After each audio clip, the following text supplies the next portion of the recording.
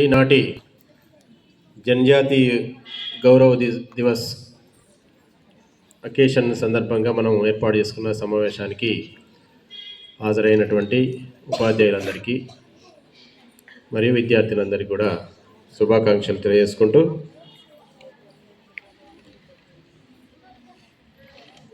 we will know that how we are getting the independence. Who are the freedom fighters of the independence? Always we can say Mahatma Gandhi, Alluri Sita Ramaraj, and Jawaharlal Nehru, Vallabhbhai Patel, Subhash Chandra Bose, like that. When we go to the Independence Day, we will give the slogans Mahatma Gandhi ki Jai as per. But we will not remember these tribal freedom fighters. We have the freedom fighters like she told me that one Alluri Sita Ramaraj. He fought in the Vishaka Manyam, that agency area.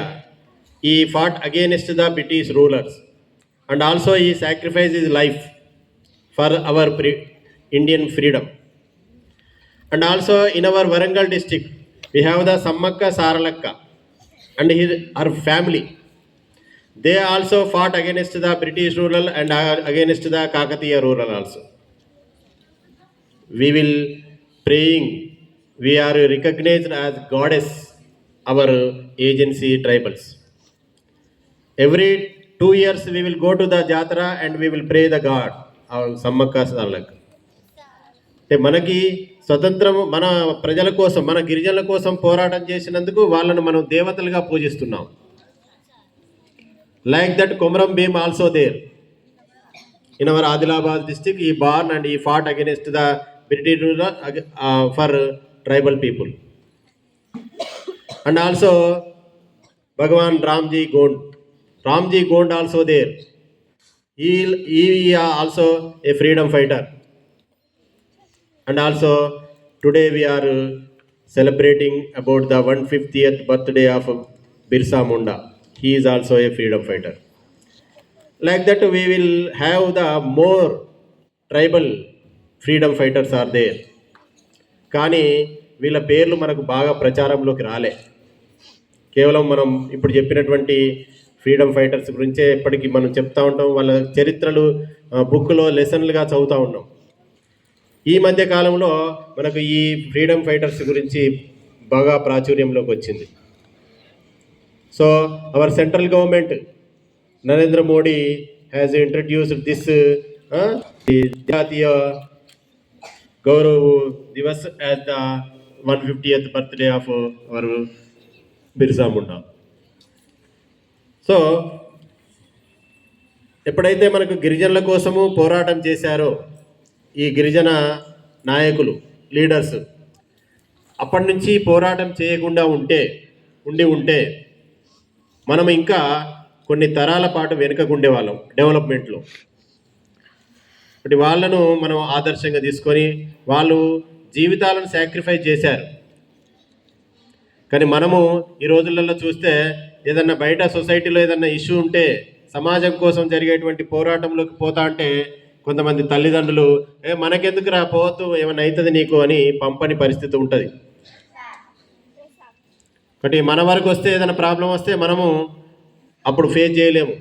కాబట్టి మన కోసం ఎవరైనా పోరాటం చేసినప్పుడు వాళ్ళకు మనం సాతిని వాళ్ళని encourage చేయాలి, వాళ్ళ వెంటనే ఉండాలి. కానీ వాళ్ళ ప్రాణాలు పోతాయని తెలిసి కూడా మా ఆదిమ జాతి గిరిజనులు వెనుకబడి ఉన్నారు, వాళ్ళ కోసం మనం వాళ్ళని చైతన్యవంతులు చేయాలి, వాళ్ళను సొసైటీలో కలపాలి అనేటువంటి ఉద్దేశంతో పోరాటం చేశారు, జీవితాలను అర్పించుకున్నారు. కాబట్టి మనము మరి వాళ్ళను ఆదర్శంగా తీసుకోవాలి. ఈరోజు మనం గుర్తించాల్సిన ఉంటుంది. Today program is highlights the development of the tribal people. ఈరోజు మనము ఈ ప్రోగ్రాంను చూసి మనము తెలుసుకోవాల్సినటువంటిది, మన కోసం వాళ్ళు పోరాటం చేసిళ్ళు, మనము కూడా అలాగే మనము డెవలప్ కావాల్సినటువంటి అవసరం ఉన్నదండి. మన గ్రామాల నుంచి సర్పంచులు ఉన్నారు, ఎంపీటీసులు, జడ్పీటీసులు, ఎమ్మెల్యేస్ ఉన్నారు, లీడర్స్ ఉన్నారు, ఎంపీస్ ఉన్నారు, మంత్రులు ఉన్నారు. మరి ఇంతమంది మంత్రులు, ఇంతమంది లీడర్స్ ఉండి మరి వాళ్ళు నిస్వార్థంగా సేవ చేసినట్లయితే ఈ గ్రామాల్లో ఉన్నటువంటి ట్రైబల్ పీపుల్ అందరూ కూడా ఎప్పుడు డెవలప్ అయ్యేవారు. అంటే గవర్నమెంట్ ఈ విషయం లోపల ప్రయత్నం చేస్తూ ఉంది, బడ్జెట్ కేటాయిస్తూ ఉంది. అంటే కొన్ని సెంట్రల్ గవర్నమెంట్ స్కీమ్స్ కూడా రాసుకోవడం జరిగింది. అంటే మన కోసము, గిరిజనుల కోసము చేసేటువంటి గవర్నమెంట్ చేసేటువంటి చాలా స్కీమ్స్ ఉన్నాయి. అందులో ప్రధానంగా చూసినట్లయితే డెవలప్మెంట్ యాక్షన్ ప్లాన్ ఫర్ ఎస్టీస్ కింద మనకు 13,000 crores ఆఫ్ బడ్జెట్ అలొకేషన్ చేయడం జరిగింది సెంట్రల్ గవర్నమెంట్ ఈ 2023-24కి. అదేవిధంగా ధర్తీ ఆబా జనజాతీయ గ్రామ ఉత్కర్ష్ అభియాన్ కింద 79,150 crores ఆఫ్ రూపీస్ బడ్జెట్ను ఈ సంవత్సరము కేటాయించడం జరిగింది.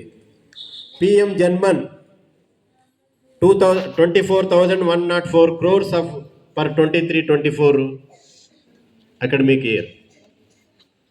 అలాగే పిఎం ఆది ఆదర్శ గ్రామ యోజన అంటే 36,428 విలేజ్లలో, ఏజెన్సీ విలేజ్లలో ఇన్ఫ్రాస్ట్రక్చర్, రోడ్స్ కానీ, బిల్డింగ్స్ కానీ, హాస్పిటల్స్, స్కూల్స్ ఇవన్నీ డెవలప్ చేయడానికి కేటాయించడం జరిగింది.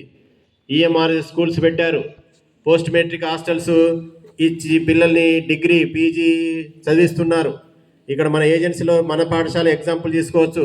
గిరిజనుల అభివృద్ధి కోసము హాస్టల్స్, ఆశ్రమ స్కూల్స్, రకరకాల పాఠశాలను నెలకొల్పి మరి గిరిజనులలో ఉన్నటువంటి వెనుకబాటుతనాన్ని మరి రూపుమాపడానికి, ముందుకు తీసుకుపోవడానికి, జనజీవన అంటే అందరితో పాటు అభివృద్ధి చెందడానికి ఎన్నో రకాల స్కీమ్స్ ఏర్పాటు చేయడం జరుగుతూ ఉన్నది.